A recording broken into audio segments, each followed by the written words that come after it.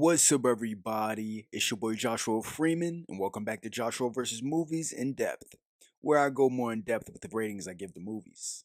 Star Wars Episode 3 Revenge of the Sith enters the ring this week as it came out in 2005. The genre of the movie is action-adventure, while the visuals and the stunts represent how well the visual effects and the CGI looks throughout the movie. If you guys want to see my initial reaction to this movie, it will be at the end of the video.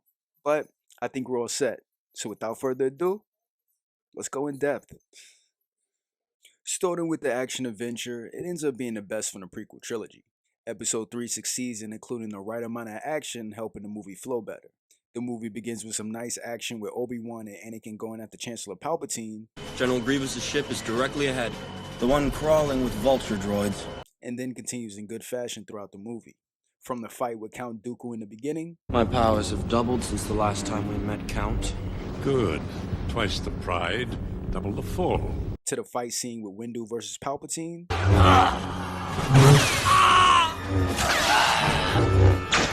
To Order 66.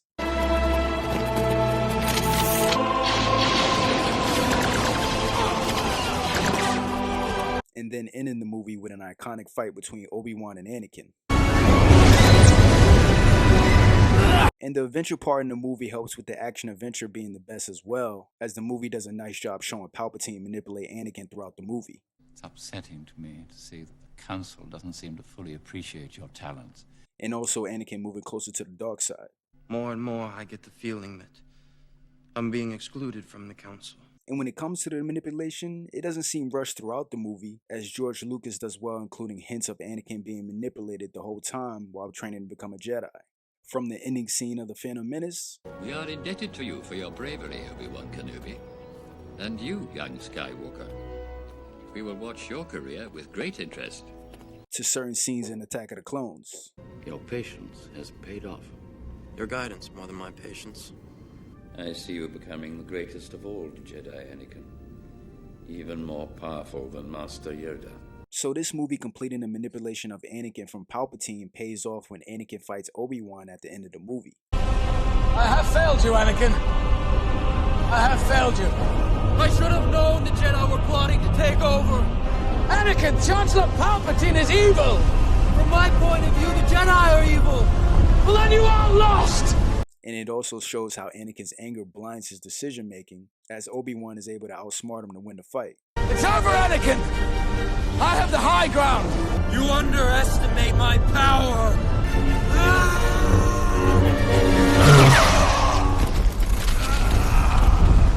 So with that, the movie earns a 0.5 out of 0.5 for action adventure.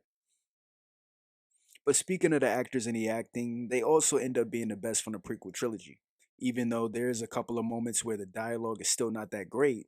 You're so beautiful. It's only because I'm so in love. No. No, it's because I'm so in love with you. So love has blinded you? The movie still does well with the characters.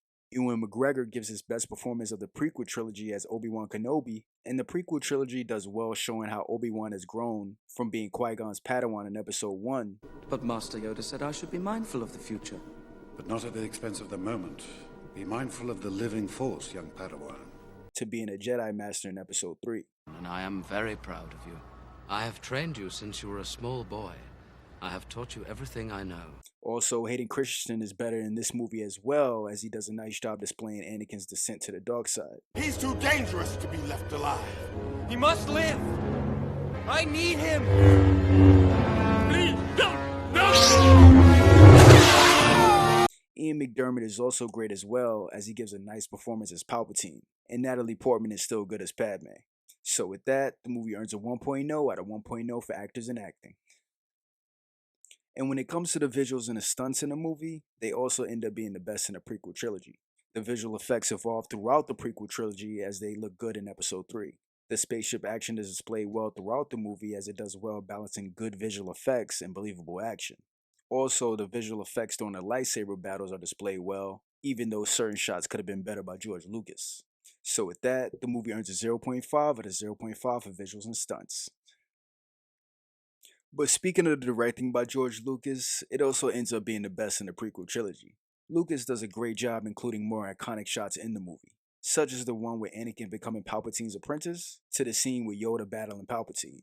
Lucas also continues to do well extending the world of Star Wars, as he does a nice job showing off more settings in the franchise. What hinders the directing from George Lucas, though, is there are shots during certain action scenes where the camera is too close during the battle, making it harder for the audience to see clearly, like the scene with Obi-Wan going against Anakin. Also, there are still a couple of shots where it looks like the characters are in an obvious green screen studio. Aside from that, though, the directing from George Lucas continues to be good in the movie. So with that, the movie earns a 0.8 out of 1.0 for directing.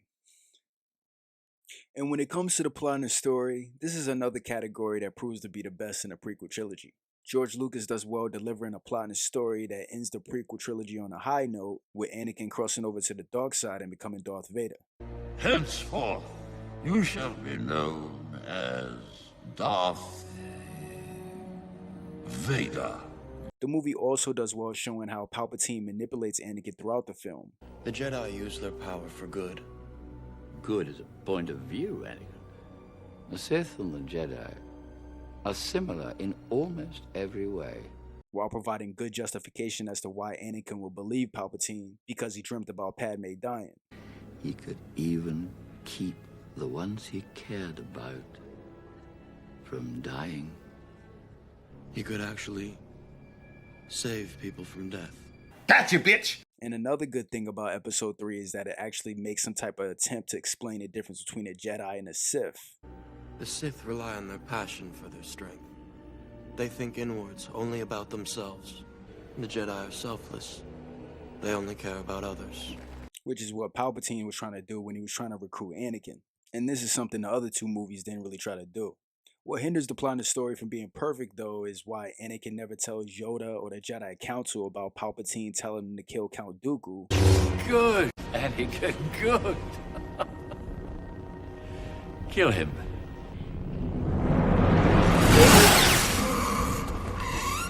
Especially when he knew it wasn't the Jedi way. I shouldn't. Not to mention he was conflicted because of it. I mean, with this information, maybe the Jedi Council would have confronted Palpatine earlier and figured out who he was. But overall, it doesn't hurt the plot and the story that much because the last two movies have shown Anakin to be somewhat of a complex character. Take a seat, young Skywalker. Aside from that, though, the plot and the story delivers in making episode 3 a worthy conclusion. So with that, the movie earns a 0.9 out of 1.0 for plot and story.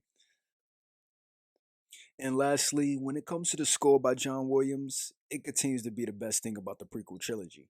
John Williams continues to incorporate an iconic score throughout the movie, making scenes even better and more immersive for the audience. From the inclusion of the Darth Vader theme when Anakin is slipping closer to the dark side, Thank you, my master. to the ending scene when Anakin and Padme dying, and Darth Vader being born.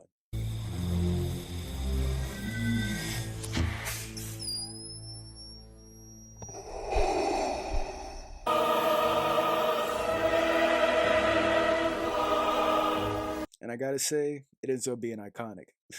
So with that, the movie earns a 0.2 out of 0.2 for score. Okay, so if the editing remains a 0.3 out of 0.3, then we have all the numbers. So let's add them up. So the movie ends up with a 4.2 out of 4.5, and that gives it an A+ rating.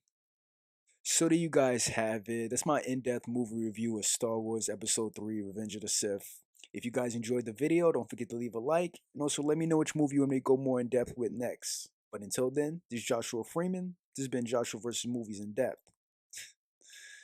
I'm going to see you guys in the next match.